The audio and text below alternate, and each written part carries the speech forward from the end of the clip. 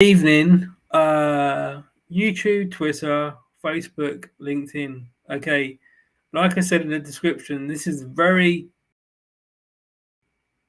off the cuff kind of reflection video for me because it helps drive more innovation for me because watching the Elon Musk show, and I've extracted and built a Elon Musk series on TikTok. It's a one video special series. Um, Using generative AI, which hasn't really gone viral yet, but I'm still working on that. Um, but anyway, the I think that when you look at Elon Musk, just to give you a brief backstory, short talk. A lot of people put him down, but I say, look, when you look at SpaceX and Tesla, and in the middle where you look where generative AI is going, you can kind of see, if you work, which I have, from Elon Musk's mind, as in from the emotional intelligence and how you build brand, how you innovate on technology, you can quickly grasp and understand and build your own innovation framework. Now, my research, emotional intelligence and generative AI, and even though I'm not making any money, I know that through watching that show, in the years to come, I'm sure I will make a breakthrough. Not in it to make money. I know it's an important part of business. I love innovating and creating and looking at physics, build and understanding if I can build things more cheaply, and then we look at the monetization. But I think with innovation itself, I mean, there are so many different types of innovation. With my research, I've looked at process products, open, closed innovation. And when I looked at Elon Musk and I looked at how extracting from the book, which are four basic principles. So I'll give them to you now in brief. Number one, the physics of it. So how does something work? Number two, how long does it take to make? What's the cost of it, and can you reduce it? And for the last 2 or 3 weeks, I've been trying to mix things around a bit and put things together using that framework. And I'm probably years away from monetization at scale, and that's all right. I don't mind keep researching. I've got enough funds in the bank to funnel my personal budget, which is very small, but I've been able to grow a global presence online through no capital investment. And now officially I own a news brand, and the market data is telling me that more and more people are watching their news on platforms like TikTok. So that to me tells me a story of where I want to push my innovation. And even though there's a lot of new products and features coming on LinkedIn, I'm disappointed with, on a personal level, I think how LinkedIn look at you. But sometimes you can let the algorithm is at fault. I try to play strength to my content with the algorithm, and generally tell me to create content faster. But and loads of you might be watching this that no idea what I'm talking about. That's fine. I'm just open up these live talks to all my channels to inspire people to innovation, education, something new. So I think in the future, certainly for my brands that I own now, it's going to take me longer, much longer than what I thought, to push together how I can unfold my news brand faster and bigger than other news brands in terms of the type of market I can serve. Whether subscription or not, I don't know. That's a difficult one because until not so much generative AI, but I have to wait for the big platforms to just first. Effectively, all my kit, all my brands sit into social media. on websites because I've done a lot of research into this, and I don't think the algorithms are holding back, and I think that the SEO system is flawed. I looked into this in quite detail. I won't say I'm an expert in it, but from my humble research, I think the search system will crack, and I think what you're going to see in cross markets is more innovation, more innovation around standalone brands that are able to capitalize and use generative AI products to push their brands up in the market. So things like Google ranking and SEO and all that stuff won't matter. I don't think a startup these days needs a website because it just doesn't work. And from what B2B on LinkedIn at the moment, and for the last 2, 3, even 5 years since I've been really having a presence on LinkedIn, I don't think that you're going to see a difference in B2B marketing per se. And the ones that are win are really those that are going to self-innovate and create their own, say, I would say, micro pockets of really cool marketing strategies that you no longer have to get on to do these ridiculous webinars that I've seen on, I'd say, LinkedIn, where you've got, and then they entice you to go on there to buy their product. And there's a push at the moment on LinkedIn for LinkedIn Live. And even though this LinkedIn Live is going out now on LinkedIn won't push my live because I'm not doing it. I like innovating on my own to satisfy and look after my own brand and business strategy.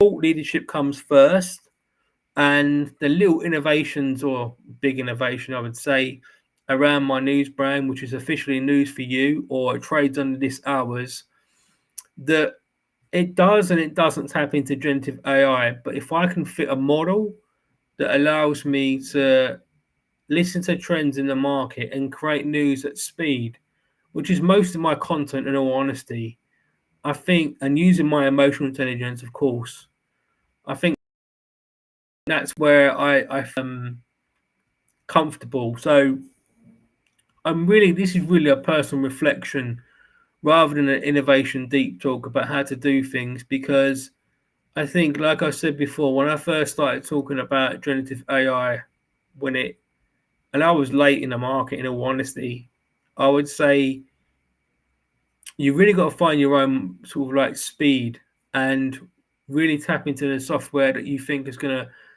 to be beneficial to you. And as Gary said, experiment if you're a creator, get used to ChatGPT, Mid-Journey. And I've used so many different software kits. But looking at the bigger picture, I just see a future where, and I've just done a 2-year prediction video, which won't be released for another 2 years, on how I feel I will look back and look at my innovation at the moment to say, look, I think I see a world where you'll be able to walk into any room in your house and say, play me the latest tech news in voice activated system. And we're already there anyway. You can do that pretty much on an Amazon Echo Dot. But I think it's not virtual yet. It's not in the metaverse yet. The metaverse is still being built. So there's so much technology coming through at the moment. It's still unfolding. It's unraveling. And I think you need to be smart. I need to identify, okay, where can I create leverage? Where am I going to have the most fun? For me as a startup or as a budding entrepreneur, as it were, the bigger brands, obviously, they're trying to shape their own market. Microsoft are trying to lead the front in OpenAI, per se. It's an interesting time when you look at technology at the moment. It will advance, and the speed of it is going really fast. But then it comes back to one question, will the customers buy this product from us? And then it's really like, news. It's so hard to monetize. There's only a few formats and historically been used. That subscription model, paid ads, ad space, all that kind of stuff. So I do think there's a lot of news brands, because I know I've looked at subscriptions for the world's biggest news outlets. Obviously, BBC News leads in one area, but it's falling down in its business model. And people are generally fed up with most of the news and, sad reports of what's happening in Gaza and Israel, and praying for those people at the moment. It's how we consume content, I think, through generative AI will change. So the products that you have now, whether you're selling your SaaS products, okay, I think you need to have a theme that showcases that in a fun way to, create a kind of fan base. And I don't think that if you remain in the LinkedIn platform as it is, I think you're going to burn out, like as in you'll lose capital market, because I think that with Generation Z and even our age at the moment, people buy products through a different way, even B2B. I don't ever buy products from LinkedIn, and I get so many emails and fed up with them, to be honest, as most of us founders are. The long-winded emails I get from various parts of the world don't cut it. And the webinars fermented. So you don't have to agree with me, but I'm saying to you, look, the opportunity for you to innovate and create your own space, AI, and where you want to go and take your innovation to build a brand that's going to be suited for people that you like working with, rather than just pushing content onto people, which happens every single day on LinkedIn and other platforms. And, as Gary Vee says, the ads are very vanilla. I don't particularly like TV ads.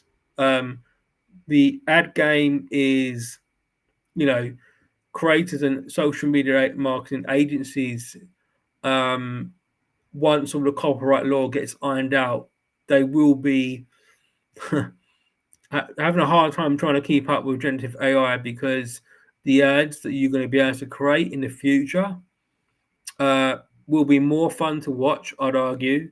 They'll be cheaper for sure. And a lot of, certainly the Generation Z, excuse me, I want that kind of information from data that I'm seeing. Now, I could be all wrong, and you could think I'm talking a lot of rubbish, but I look at data every single day. Things can change, but I know what I feel comfortable with.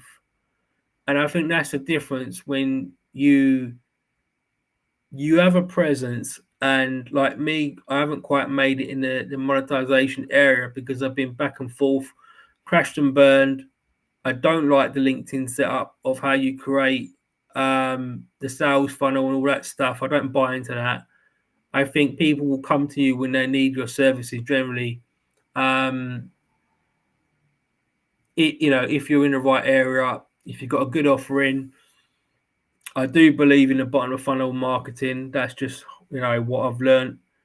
And I've accepted that it's going to take me longer to build the stuff that I want to build, because it's never been done before.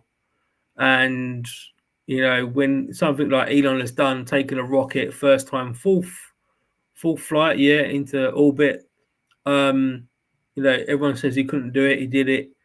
And that's really me, not because I'm trying to copy Elon, but that's just how I innovate. I pick up and design my own frameworks.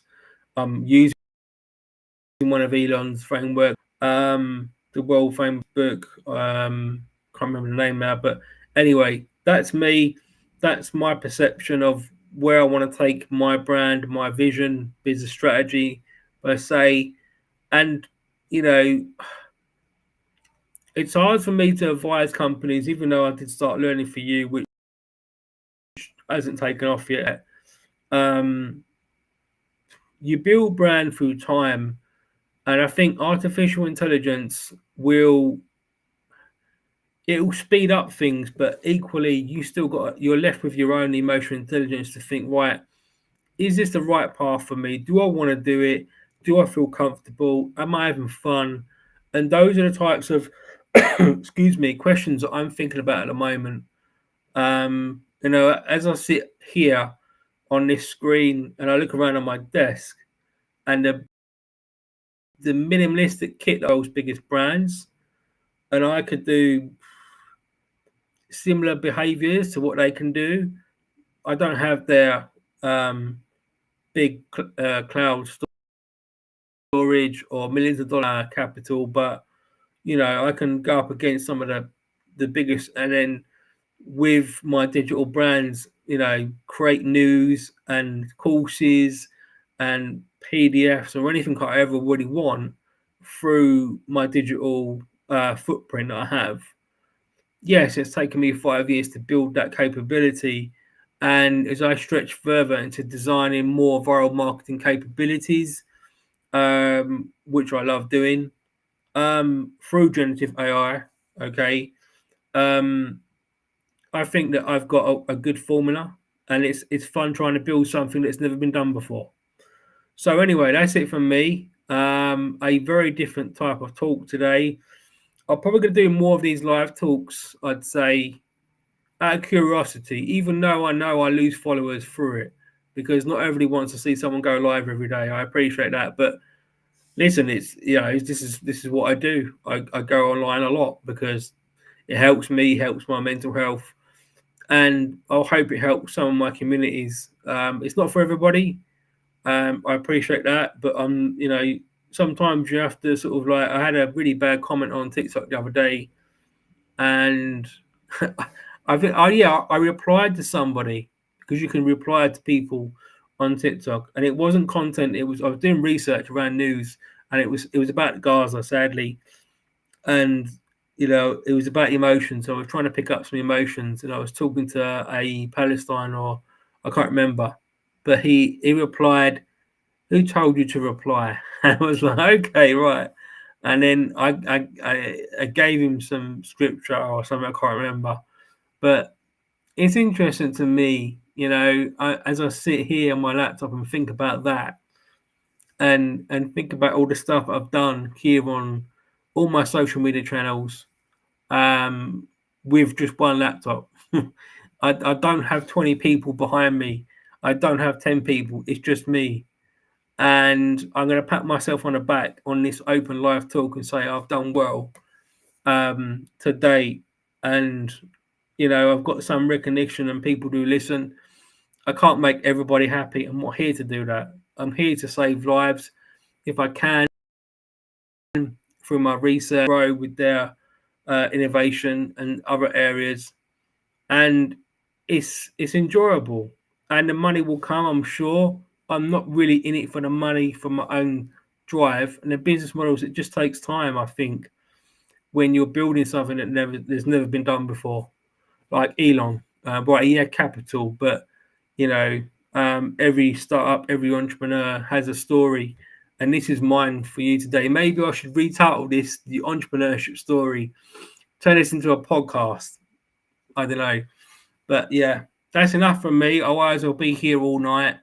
Good to speak, to see you, not to see you because this is going out to one feed.